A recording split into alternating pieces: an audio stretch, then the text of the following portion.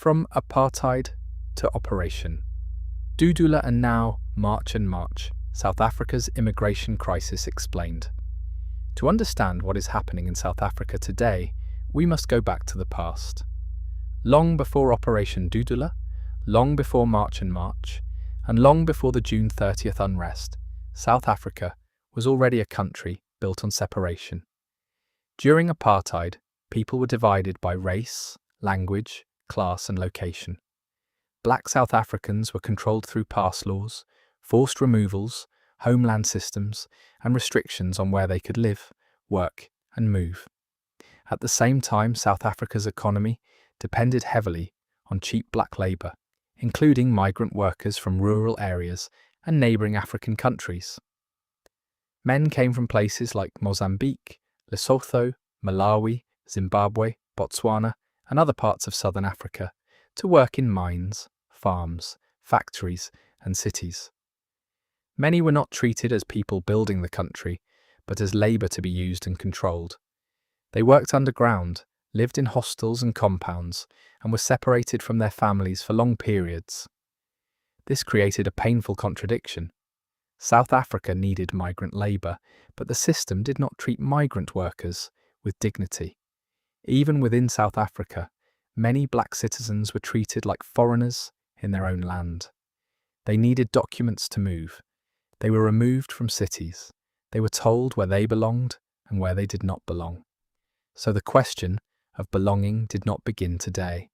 It began in a country where identity was used as a weapon.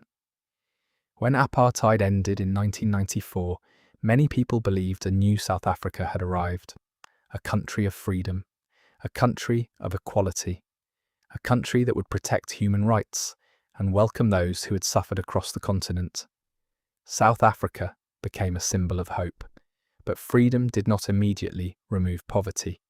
Democracy did not instantly create jobs. Inequality remained. Many townships were still struggling. Crime increased in some communities. Public hospitals, schools, housing, and services were under pressure. At the same time, more foreign nationals came into South Africa. Some came to work. Some came to study. Some came to open small businesses. Some were escaping political instability, war, poverty, or economic collapse in their home countries. Many worked hard and built lives. Some opened spaza shops, salons, restaurants, repair businesses, and informal trading stalls. Others worked in construction, domestic work, security, farming, and street vending. But as life became harder for many South Africans, frustration started growing. People asked, why are there no jobs? Why are hospitals overcrowded? Why is crime so high?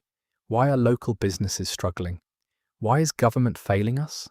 Instead of those questions being directed only at the state, politicians, corruption, unemployment, and inequality, anger started turning toward foreign nationals. Foreigners became easy targets. In communities where people were desperate, rumours spread quickly. Some said foreigners were taking jobs. Some said they were responsible for crime. Some said they were taking over businesses. Some said they were using public services meant for South Africans. But the truth was more complicated. South Africa's problems were not created by foreigners alone.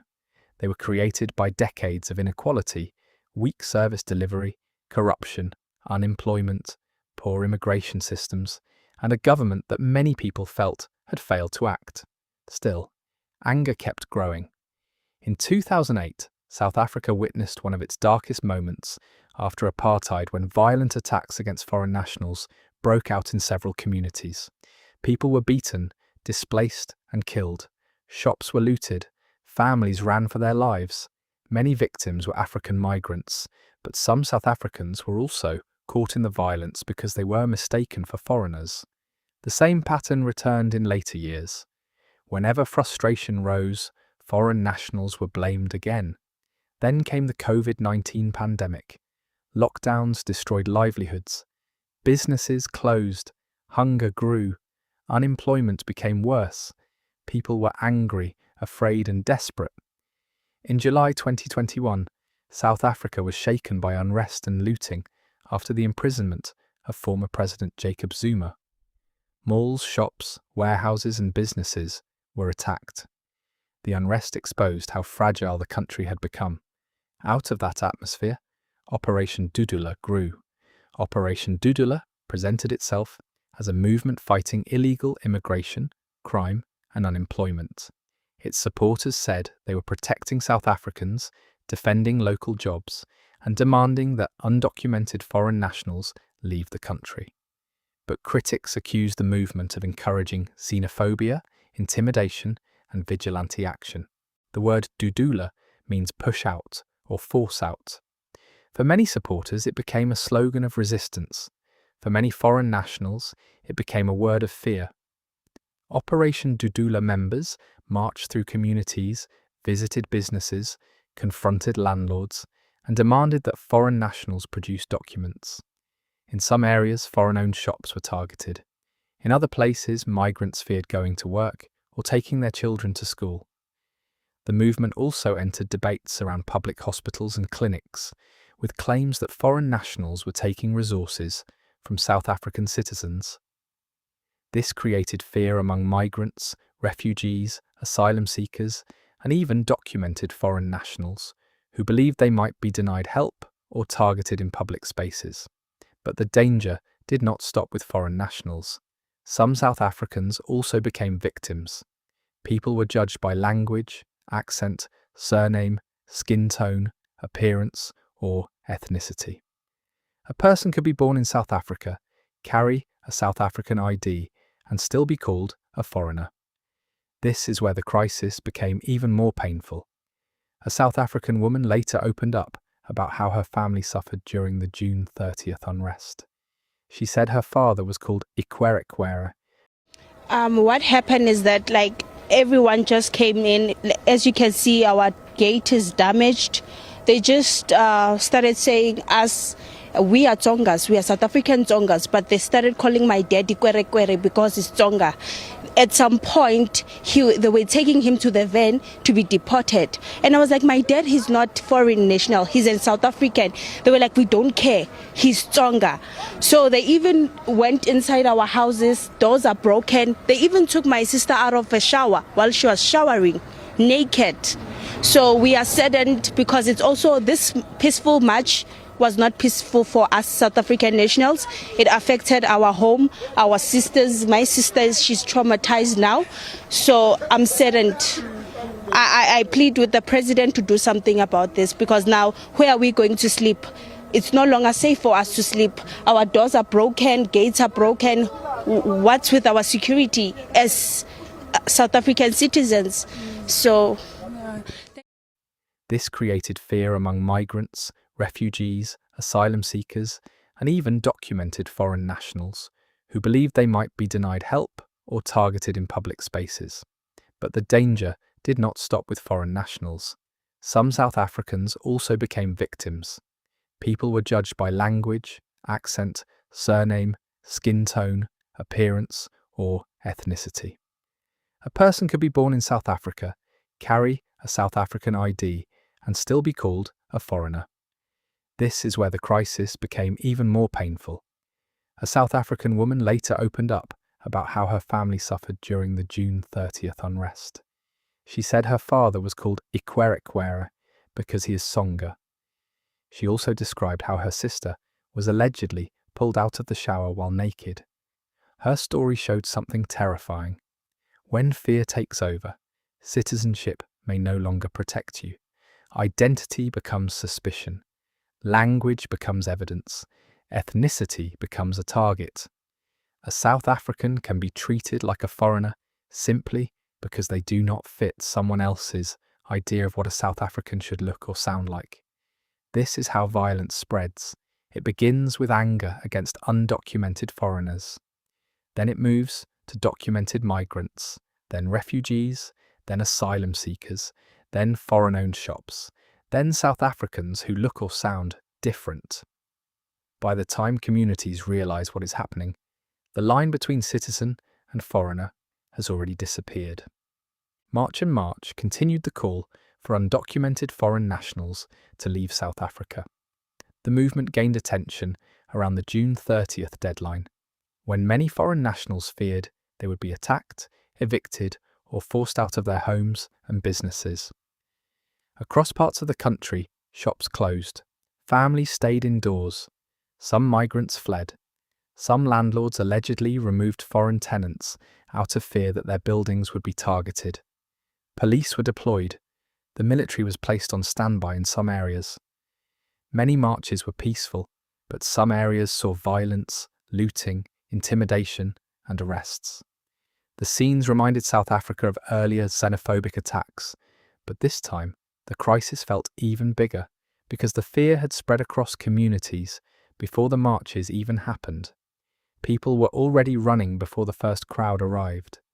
Supporters of March and March said they were not against all foreigners, but against undocumented migrants. They said the government had failed to enforce immigration laws and protect South Africans from crime, unemployment, and pressure on public services. But critics said the movement was creating panic, encouraging mob justice and making ordinary people unsafe. The government now faces a serious challenge. South Africa has a right to enforce its immigration laws. Every country has borders. Every country has legal processes. Undocumented migration is a real issue that government must manage properly. But no private group has the right to threaten people, attack homes, loot shops, demand documents on the street, or decide who belongs in the country. That responsibility belongs to the law. The deeper problem is that many South Africans no longer trust the government to act. They feel abandoned. They feel unemployed. They feel unsafe. They feel hospitals and schools are failing. They feel politicians only listen when there is chaos. That anger is real. But when anger is directed at vulnerable people, it becomes dangerous. Foreign nationals are not all the same. Some are documented, some are undocumented, some are refugees, some are asylum seekers, some were born in South Africa to foreign parents, some have lived in the country for decades, some employ South Africans, some are married to South Africans, some have children who know no other home. And South Africans are not all the same either. South Africa is made up of many ethnic groups, languages, cultures and histories. Tsonga, Venda, Zulu, Xhosa, Sotho, Pedi, Tswana, and Ndebele, Swati, coloured, Indian, white, and many others all form part of the country's identity. When people begin to question who is really South African, the country enters dangerous territory. Because apartheid also questioned who belonged. Apartheid also used identity to divide people. Apartheid also created categories of worth. And that is why the current crisis is so painful. The new South Africa was supposed to move away from that history, but today, many people are again being judged by where they come from, how they speak, and whether others believe they belong. The story from Apartheid to Operation Dudula, and now March and March, is not only a story about immigration, it is a story about poverty, it is a story about unemployment, it is a story about broken government systems. It is a story about fear. It is a story about identity. It is a story about people who feel forgotten and people who feel hunted. South Africa now stands at a crossroads. The country can choose law, reform, accountability, and protection for all people. Or it can allow fear and anger to turn communities against one another. The president and government are being called on to act urgently, not only against illegal immigration, but also against violence, looting, hate speech, vigilantism, and ethnic profiling. Because if the state does not act, the streets will continue to decide. And when the streets decide who belongs, no one is truly safe. From Apartheid to Dudula, and from Dudula to March and March, South Africa's biggest question remains the same. Who belongs, who is protected, and who gets left behind?